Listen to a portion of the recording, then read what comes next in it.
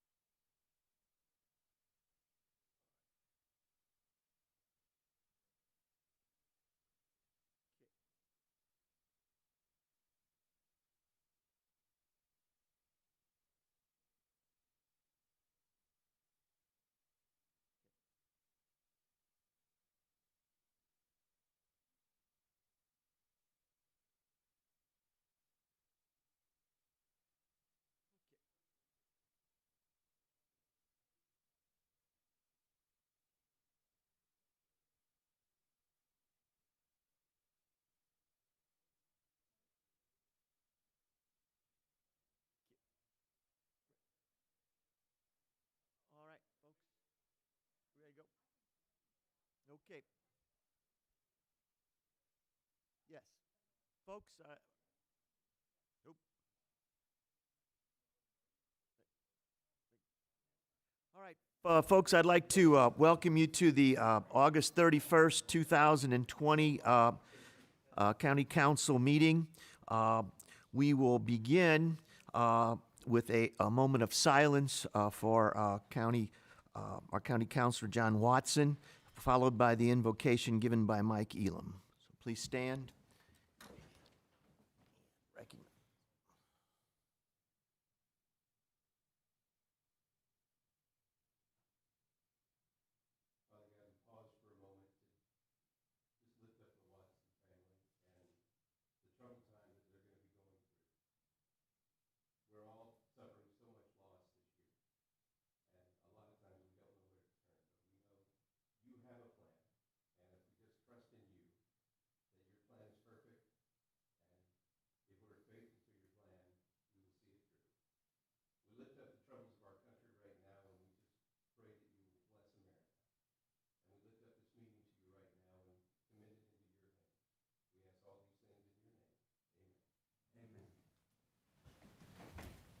Pledge allegiance to the flag of the United States of America and to the republic for which it stands, one nation, under God, indivisible, with liberty and justice for all.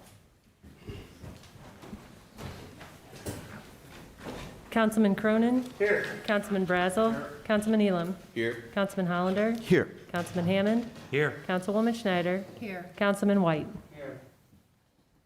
Okay, we will begin tonight with a public hearing on the 2021 to 2025 capital program and strategic plan.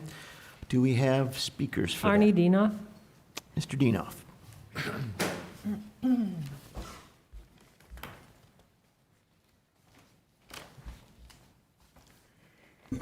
Thank you very much, members of the County Council. My name is Arnie C. A.C. Dienoff, County Public Advocate, and also County resident. A couple things that I want to go through with the capital improvement plan is I've looked at it. I'm not as in-depth as I really wanted to, but this was covered last Monday.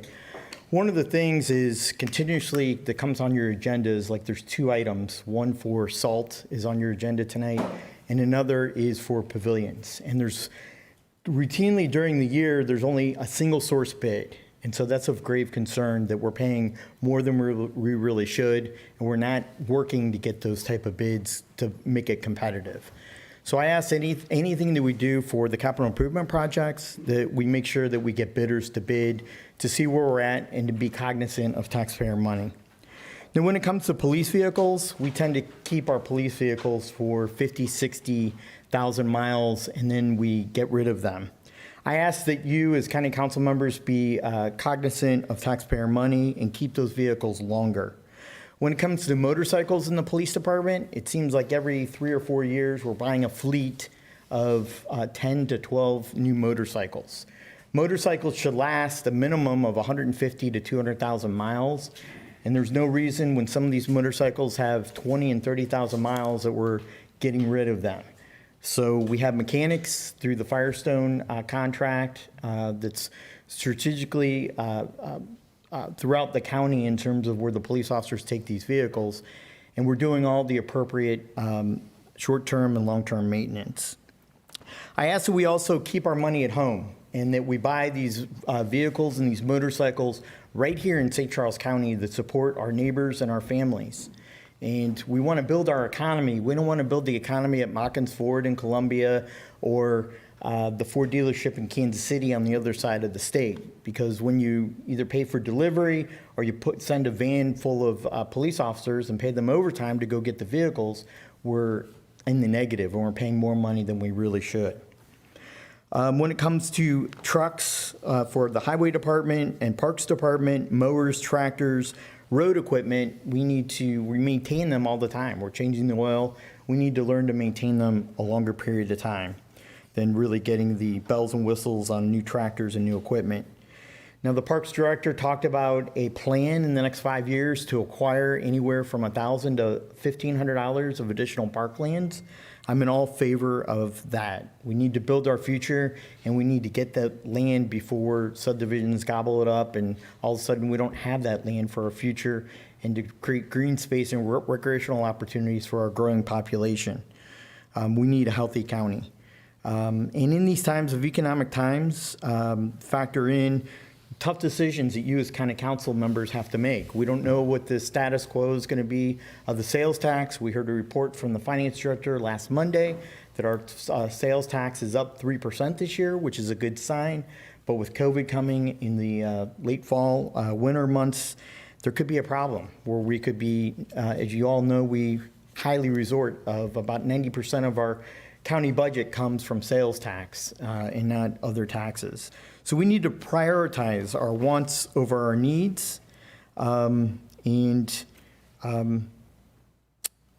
see here. Again, I asked that the county council this year look at a priority of buying here in Missouri, that we don't have any no-bid contracts. Sometimes the county lets no-bid contracts, and I think that that's wrong.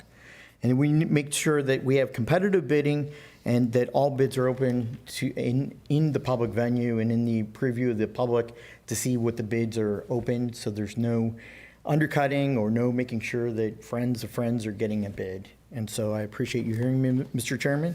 And if there's any questions, I'll entertain them. Okay, thank you. Thank you. Are any other speakers on the strategic plan? No. Okay. Seeing none, we move on to public comments. Claire?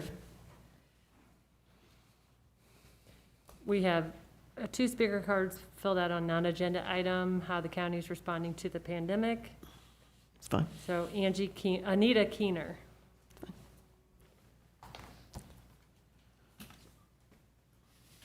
Good evening. Here we are again. Not much has changed. Steve, it's interesting that despite the fact that your staff said you weren't interested in speaking with the teachers union presidents in St. Charles County, last meeting you claimed you hadn't heard from us.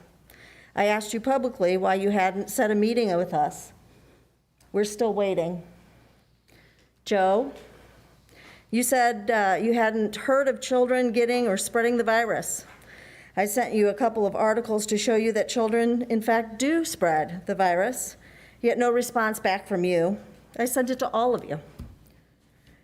You also said it was not your job to direct school districts. We want you to direct the health department to give guidance when it is appropriate to keep schools open or close schools because of a community spread. Whose advice should school districts use? School districts do not have people employed to make decisions about a pandemic.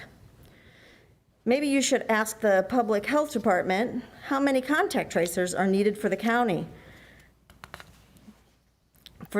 of this size, as well as how many we are employing.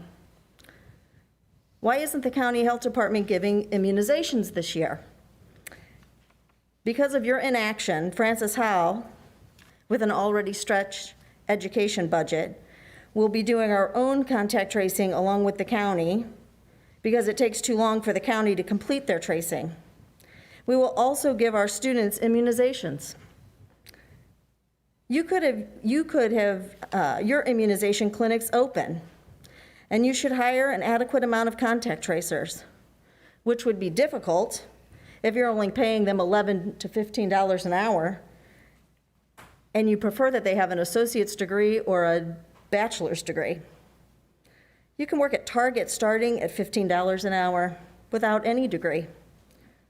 These are important jobs for St. Charles County, and it's your responsibility, not Francis Howell's. This government in St. Charles County is failing its citizens. We want to know what you're going to do about it. Claire? Julia Lichtenhouse.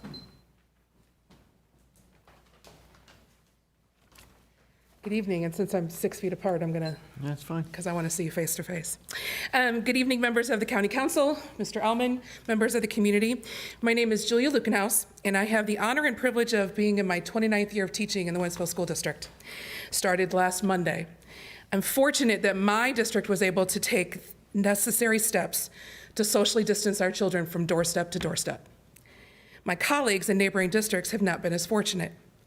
As I look at the positivity rate of 11.11% in Wentzville and a reproduction rate of more than 1, I can see no choice to go back to school full-time. Those numbers do not support that, and those numbers came from our County Health Department dashboard this afternoon.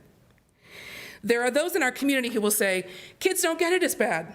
Kids don't spread it. Kids don't die from this. As you hear those things, I want to remind you that this virus hit our community in March. We purposefully socially distanced our children. Many of those people continued to socially distance those children throughout the summer. The numerical data on kids under the age of 18 is misleading at best because most people have kept their children from very large gatherings. This morning, we were on the doorstep of putting 50,000 children in this county back into situations where they cannot socially distance. This is a novel virus. There's so much we don't know about this virus and its long-term effects. A little more than 40 years ago, I came home from school with the chickenpox. And my mother, being the vigilant mother she was, made sure my brothers and I played together, we slept next to each other, we ate together, we hugged each other, our own little herd immunity, and she was good. We all 4 got it. But I don't think she would have known then that now, 40 years later, I have to go get a shingles shot.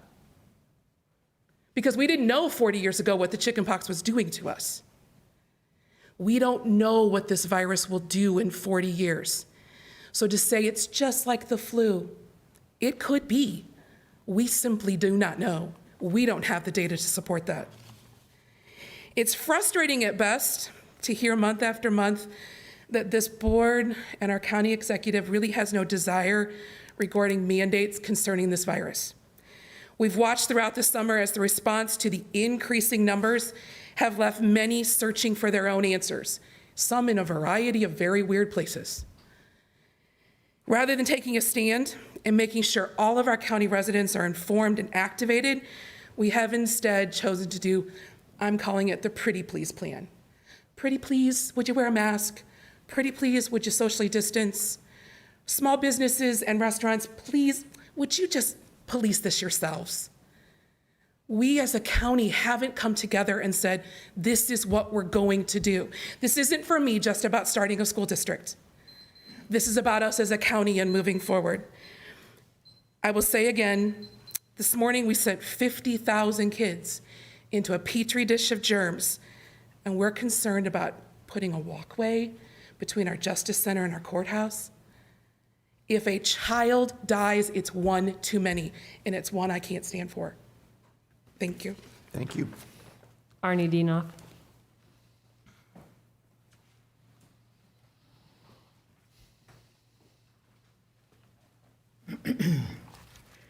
Thank you very much, Mr. Chairman, members of the County Council, Arnie C. A.C. Dienoff, Public Advocate and Resident. First of all, I'd like to start out that my heart is broken and that I feel very sorry and very sorrow today of the passing of John Watson. He was a gentle giant. He always told you where he stood. He was always upfront, honest, always returned phone calls and emails, and did the best for this county, even though he was a resident of our county for only 2 years, as he grew his family, and his family grew up in Jefferson City. He worked for the State Attorney General. He was the interim state auditor. He was the director of the state employee retirement pension system, and he was an aide to Governor Jay Nixon, and he served both political parties. And I want to extend my whole heart sympathy and condolences to he and his family, and he's going to be missed. He was very fair and a very pleasurable man to work with. I just saw him last Monday, and you did too, sitting in the audience during the capital improvement plan, and I just talked to him on the phone on Thursday. So the next thing I'd like to talk about is Representative Nick Scharr of the 107th District. He's an embarrassment to our political party. He's in violation of the state constitution of not being a resident of the 107th State Legislative District and needs to resign his seat immediately for violating Article 3, Section 4 of our state constitution. And so I'd ask each and every one of you as elected officials to visit Mr. Scharr. It's wrong that he lives 20 miles away from the 107th in Defiance and not in O'Fallon, and he's just serving us as residents. The next thing I'd like to talk about is I ran for the Community College Board of Trustees back on June 2nd. I got close to 10,000 votes. I was third in the race for 2 seats, and then Mr. Bill Pudman resigned from that position. And for some reason, the Board of Trustees in their I don't know exactly why, they're going with an outside candidate instead of giving the seat to me and swearing me into office this evening at 6:30. And I really think that that's a shame, and it's going to cost our taxpayers another $75,000 to go through another election cycle. Again, I ask that the presidents of the 8 certified and non-certified school employees of the 6 school districts, including Washington, that you meet with them. The county executive, I've asked for now, this is the 4th time. I've asked you, John, the Assistant Director of Administration, and I saw Mr. Chapman, the Director of Public Health, walking around here, and the Director of Administration to meet with those 10 presidents. You keep coming up with excuses after excuses when they have some valid points and valid safety concerns that they need to address. They're just as important, and they represent over 10,000 county residents who are employed by the school districts. Now, you want to spend $14 million in a booking in the garage, parking for judges, and I'll sum it up, Mr. Chairman, and $3 to $4 million in a sky walkway. And I ask why you keep having your hand out. This is why we're in such debt, and our economy and our federal treasury is in such debt, because you keep having your hand out in a welfare state, and you want the federal government to pay for all these things. These are not COVID related. A sky walkway to the tune of $3 to $4 million is not COVID related. And I ask that you not spend this money and not destroy our historic value in downtown St. Charles, and that you vote down the bill. Thank you. Thank you. Any other? No speaker, Okay. no more speakers. No more speakers for public comment. Next up is the oral report from County Executive.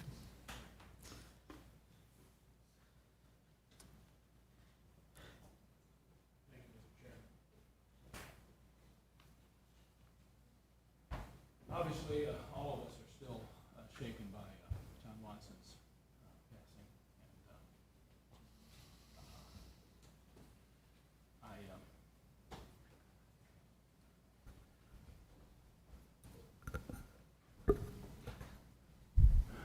I really, I knew John for 25 years. I first met him in Jefferson City when he worked for the AG, and he used to come over to the Capitol and basically represent the AG over there around the senators and everything. And from the first time I met him, I thought he was a great student of public policy and how to get things done and how to get legislation passed. And I always respected that. And I knew him as a friend for 25 years. When I asked him to come here and nominated him, and you all were good enough to approve that nomination, I immediately realized that I had underestimated him, and he knew even a whole lot more than I thought he did, and had a whole lot of great experience to bring to the job when it came to dealing with legislators like yourself, people like myself, and the various interests out in the county and the people. and trying to put all those things together and get things done. I was just very, very impressed with his enthusiasm and his understanding of the law and his ability to work with people, especially. And I would say that he went from being just a friend to being a very, very close friend. I will make every effort to replace him as county councilor. It's going to be hard for me to replace him as a friend.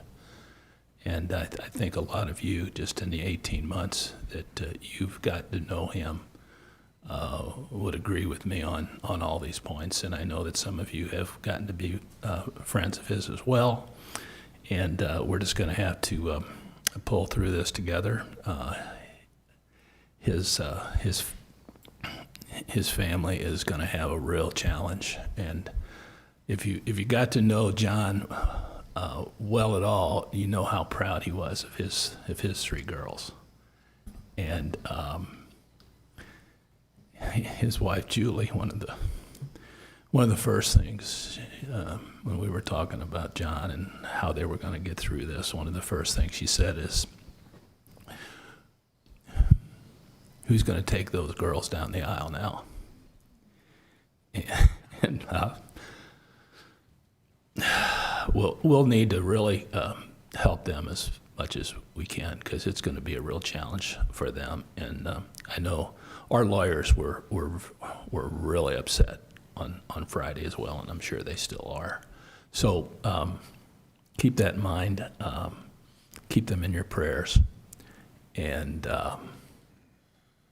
that's all I have to say right now. Mr. Chairman, I'll just real quickly update everybody on some of the facts. I'm not going to take as long as I normally do, but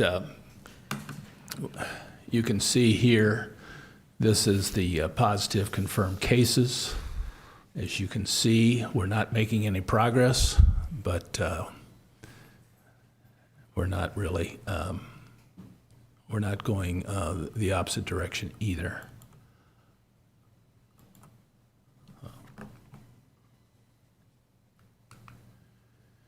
Again, here's the the cases by month and the various age groups. You can see that, again, things are a little bit better in August compared to July, but they're still not where they need to be.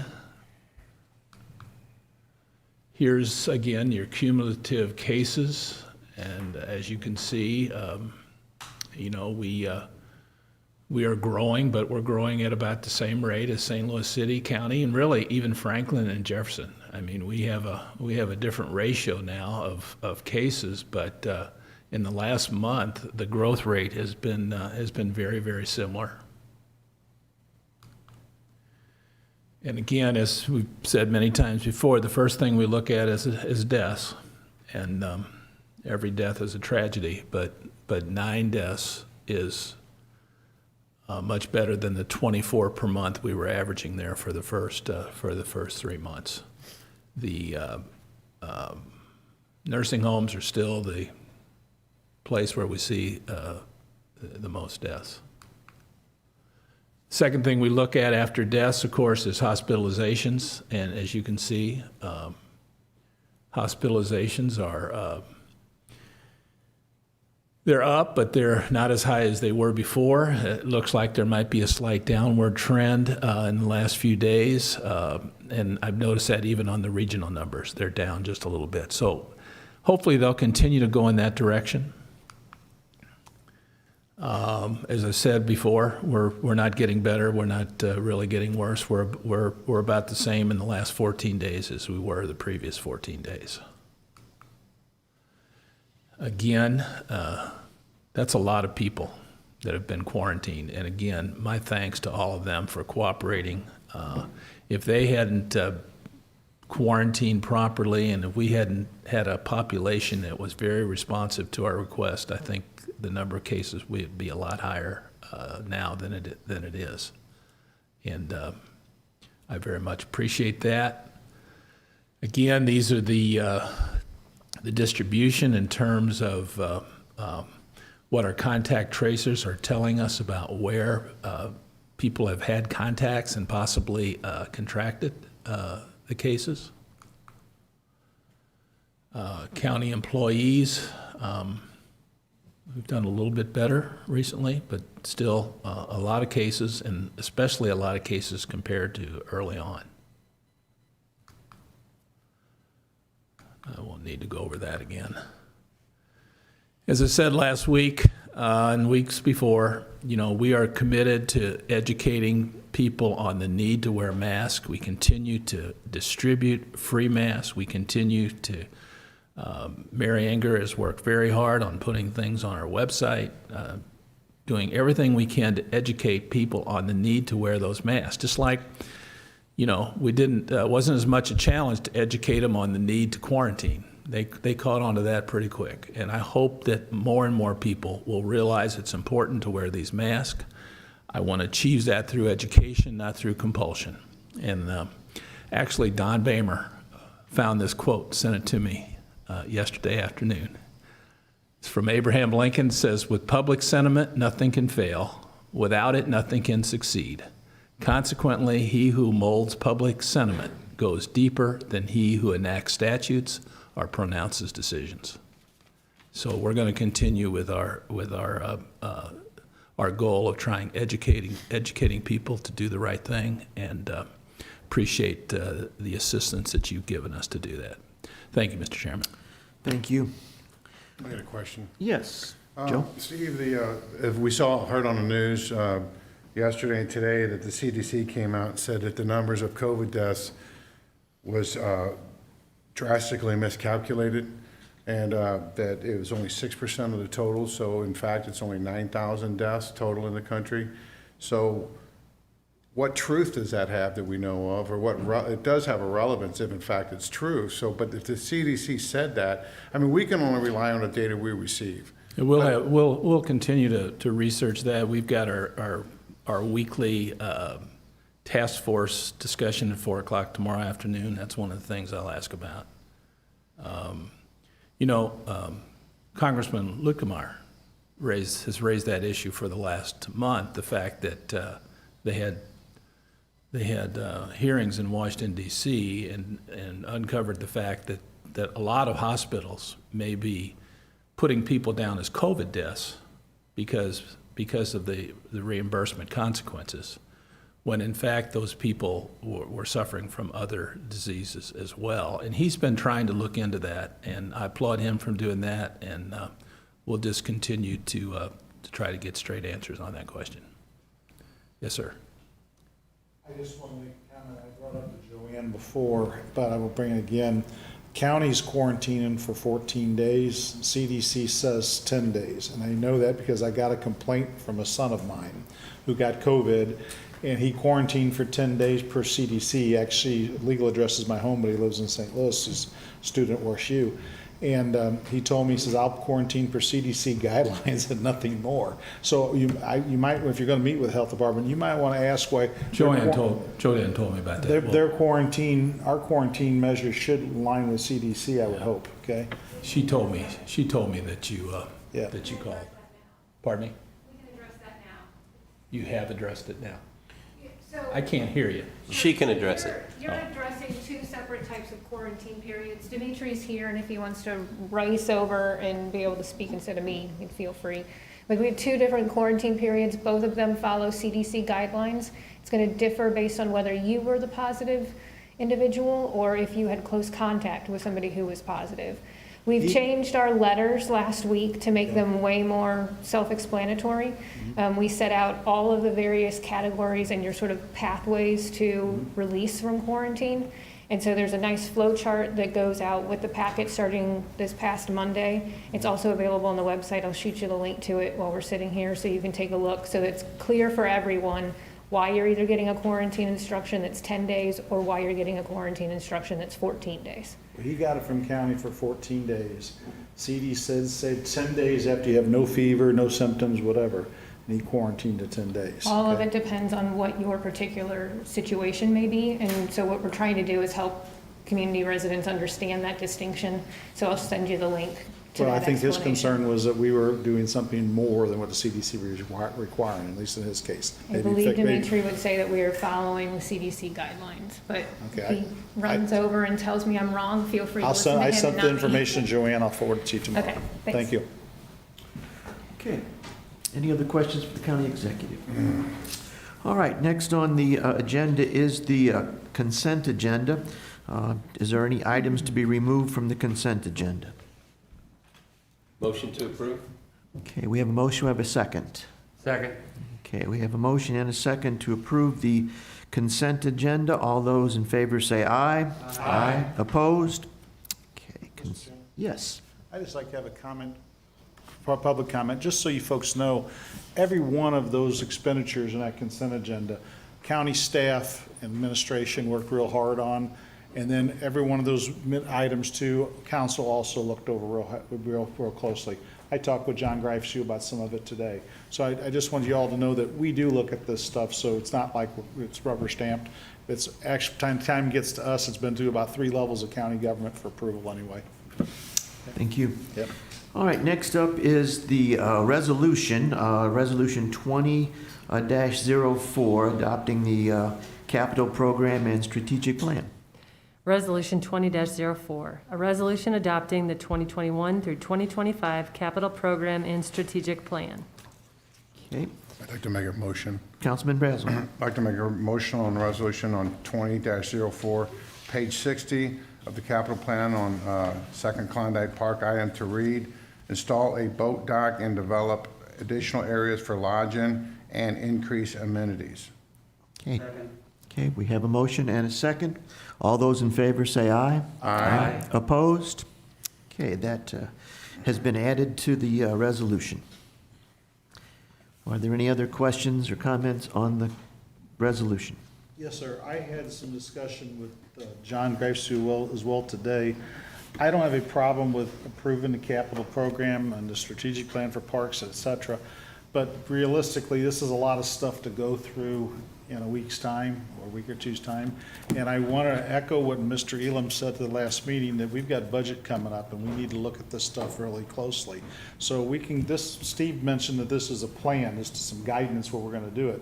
But come budget, there's some stuff that we really need to look at hard on this.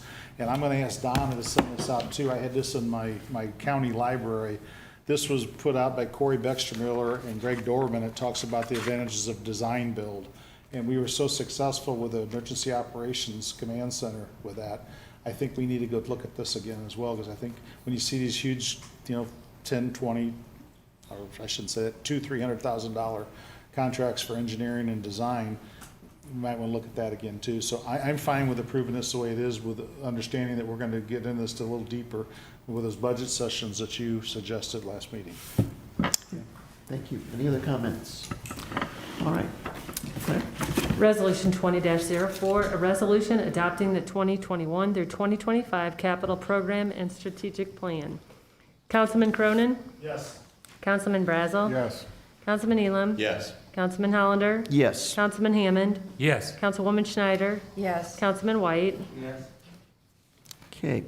Resolution 20-04 passes. Next up are bills for final passage, beginning with bill number 4872. Bill number 4872, an ordinance amending the zoning district map of the County of St. Charles, Missouri by rezoning land from A Agricultural District to RR Single Family Residential District per application RZ 20-08. Mr. Brazel. Mike, do you want to come up and, did you talk to, you guys talked? Yeah, Oh. and I was gonna just say, talk to Cookie and Sherry, and they said that, we were just gonna do one project or lot right now, and, just maybe address that at a later date, because they're not gonna, the other sister's not gonna build for probably 3 years, so. Okay, so that's for Mike, so do we don't even have to, do we even do this then? Yes, so what we recommended to the applicant was to go ahead and go forward with the rezoning so that they have the flexibility of 3-acre lot or 5-acre lots. So they would switch, they would just take, just Yeah, take some they're acres. just going to use the remainder behind the existing lot to build the house for the son. And then the sister would build the house later on in a couple years. And at that point, they would come in and have to do the plat, which would require the road.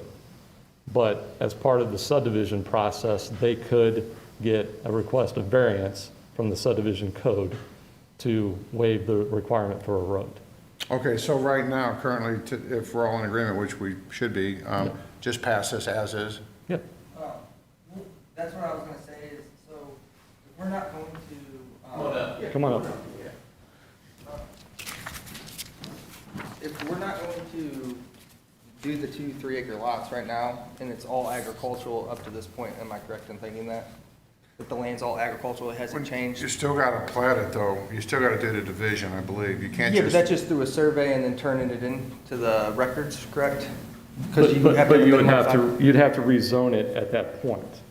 So if your plan. Why would we have to rezone Because from you- agricultural to residential if we're gonna do a 5-acre? Because it's a minimum for 5 for agricultural, correct? If your sister wants to have a lot to build a house on, Yeah, we don't want that lot at this point. Right, but- We're not gonna be able to build both houses and get the approval for it. We're just gonna keep it agricultural, and then we board horses already now, and we'll just run hogs, and then for the next 3 years, whenever they're ready to build, then we could just address it at that, because it just seems like we'd be paying more in taxes for that extra lot that's just sitting there. Is that not correct in thinking that? Because I can say this, because I have ground like for several years, and you're not taxed on how the land is zoned, you're taxed on how the land is used, okay? Alright, so we So would if you've still got be a able to use it residential for- lot and you want to run hogs or horses on it, you're not gonna be taxed like it's a house or a I see, residential and you would property. still be able to do that on residential land. You'd still be able to use it for agriculture and business. Like, so if we wanted to grow hemp on that, we could technically do that on residential land. that's correct. It's taxed as the use, not the zoning. All right. Is there any way, like, the table, because it's Cookie and Cherry's land, they sent me down here to just tell them to leave it agricultural. We can table it, and then we can have further conversation. I mean, I don't know, I don't think you can do what you want to do by not doing this, can you, Mike? Correct. So it But- would just have to be something that had to be addressed at a later year if they do. The plating procedure would be when your sister comes in to build her house. Yeah, Because that, now the lot would need to be What's the divided. whole, I don't understand the separate between agricultural and residential. What's the benefit then if we can do everything we do on agricultural on residential? Keith, if you're nervous about this, then just hold on. We don't have, you got 2 weeks, we can just wait. Yeah, because I was just saying, like, that's the thing I was talking to him about, is like, we're trying to be under construction and get this thing rolling and to build it over the winter. So we're like kind of on a strict timeline. Can I make a suggestion to you? You sound unclear on what's going on right now. I would highly suggest you at least take the next couple of weeks to get all your answers done. Yeah. And let's not do anything at the moment until you're clear on what you've done and you talk to your sisters and everybody understands Yeah. what you're walking into. Because what makes sense in your mind right now, 3 years down the road may put you in a really bad position. I see. So I would feel much better if you would just take a pause, wait a couple weeks, get all your answers done, and then we can all be on the same page and vote through there. I'd like to add too, Mike, I think that's what you're doing, following through with his suggestion. Yeah. Will make it a lot easier for your sister, that she don't have to go through everything you're going through down the road. And that was our point. Yeah. That's why we said you might as well go forward with the rezoning, because then you're set up. Just to answer Cookie and Cherry's, like, is there somebody I could contact, like I just said about the agricultural and residential, if you can do both on both of them, what's the difference between them? Is there somebody that would be able to talk to them about that? Well, Mike's gonna know the law more on that than me. I mean, We could never go back from agricultural once we go residential, probably. You guys wouldn't want to take it back to agricultural. We're talking about like older people that have agricultural land and they're like, well, if it gets changed over to residential, it might be extremely difficult to get it back to agricultural if they don't end up building in 3 years. So the problem is the zoning has a minimum lot size. So if you don't change the lot size, then the use of that property, the agricultural use can remain. I mean, you're not doing anything different there. All right. But if you want to have a what he's 3-acre saying, though, lot. he could get rid of this and he could just draw it up with 5 acres and just And just do it. submit the plot. And just Yeah, you don't have to do anything. You wouldn't even have to submit it. You're right, correct. So you could do that. You could just make a 5 acre, and then just don't do anything, and then just do it. Yeah, that's Why what. don't you just figure it out? All right. You don't have to do anything right now. And then if you don't want to do anything, we'll just cancel it, and then you just go on with your Can I just business. call you, like, if I talk to Cookie and Yeah, Cherry? that's fine. Just, yeah. We have a bill for final passage, so does somebody like to? Well, I'll just make a table this? motion to table this bill. Okay, we have motion and a second to table bill number 4872. All those in favor say aye. Aye. Opposed? Okay. Good. All right, next up is bill number 4873. Bill number 4873. An ordinance amending the zoning district map of the County of St. Charles, Missouri by rezoning land from C2 General Commercial District to R1C Single Family Residential District per application RZ 20-09. Okay, questions or comments on this particular bill? Okay, seeing none, please call the roll. Bill number 4873, an ordinance amending the zoning district map of the County of St. Charles, Missouri by rezoning land from C2 General Commercial District to R1C Single Family Residential District per application RZ 20-09. Councilman Brazel. Yes. Councilman Elam. Yes. Councilman Hollander. Yes. Councilman Hammond. Yes. Councilwoman Schneider. Yes. Councilman White. Yes. Councilman Cronin. Yes. All right, bill number 4873 passes, and we wish the folks we wish you luck, and we certainly appreciate all you folks do. All right, next up is bill number 4874.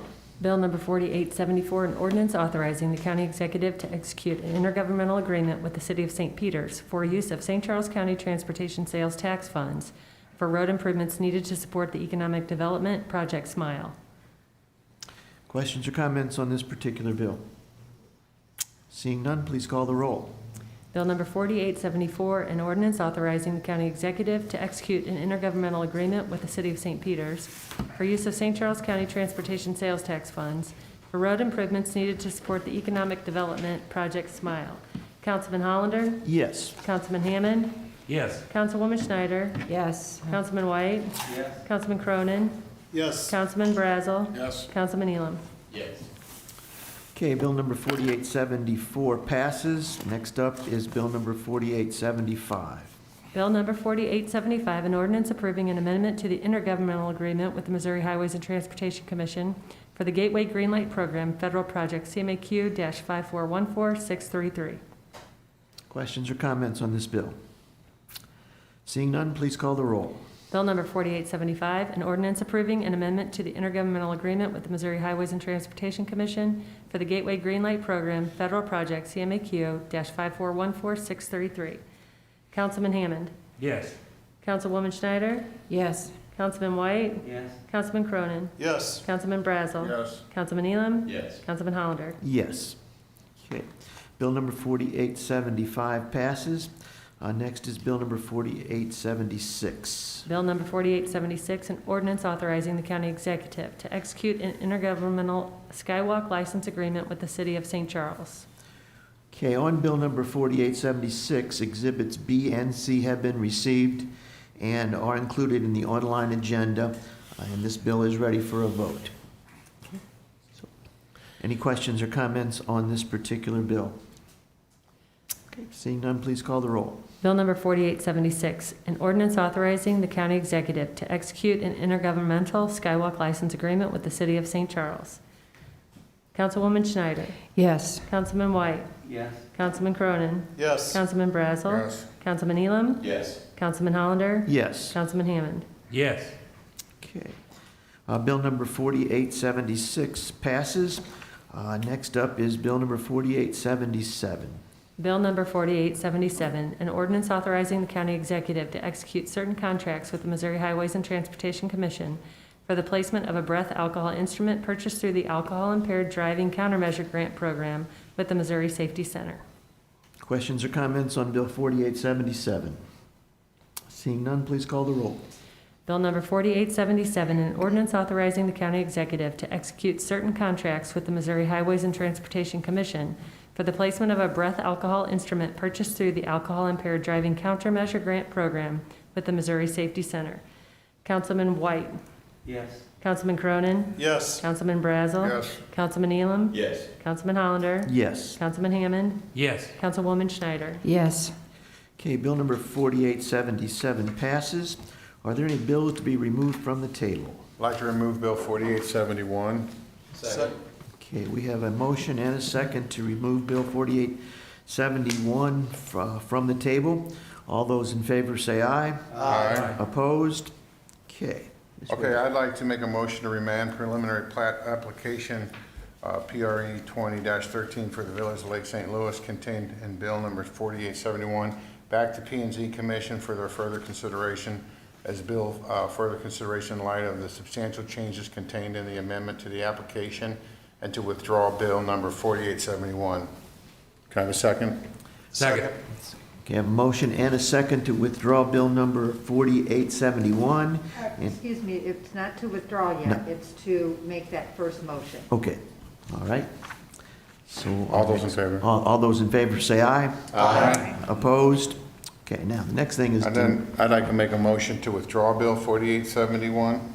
Need concurrence of 3 council members. I concur. I will concur. I concur. All right. All right, so that bill will be going back to planning and zoning, correct? Yes, sir. Thank you. All right, next is announcements miscellaneous. Do we have anything to Mr. Elam? I would just point out, the teachers who were here, who were talking about the numbers on the website, if people are unfamiliar, because I know Zumwalt went back to school today. Yay, my daughter's a senior, she's back in school. 1 more year, here we go. No matter what school district that you're on, if you go to the COVID page of the county website, you can find your school districts listed, so you can see everything that's there. You can see how many current hospitalizations are there. And we must have got updated then after you saw it earlier today, because the latest reproductive number now is down to 0.91. So we're actually below a 0 as of today, but you can go find all of your school district information there. And again, big thanks to our IT staff and their department, because they worked really hard to take all the zip codes in a particular school district, put all this information together. It's very labor intensive, and our guys did a fantastic job of putting it together. It's a great resource for the community to have it, because they also added ages in there now. So you can see preschool, elementary, middle school, and high school broken out by their age groups that are there. So thanks to everybody who worked really hard to do that, but it gives you a little more updated numbers. And as of today, it says we have 38 current hospitalizations in the county. So that's where we sit. Any other announcements? Okay, I need a motion to adjourn. Motion to adjourn. Okay. All those in favor say aye. Aye. Meeting is adjourned. Thank you, folks.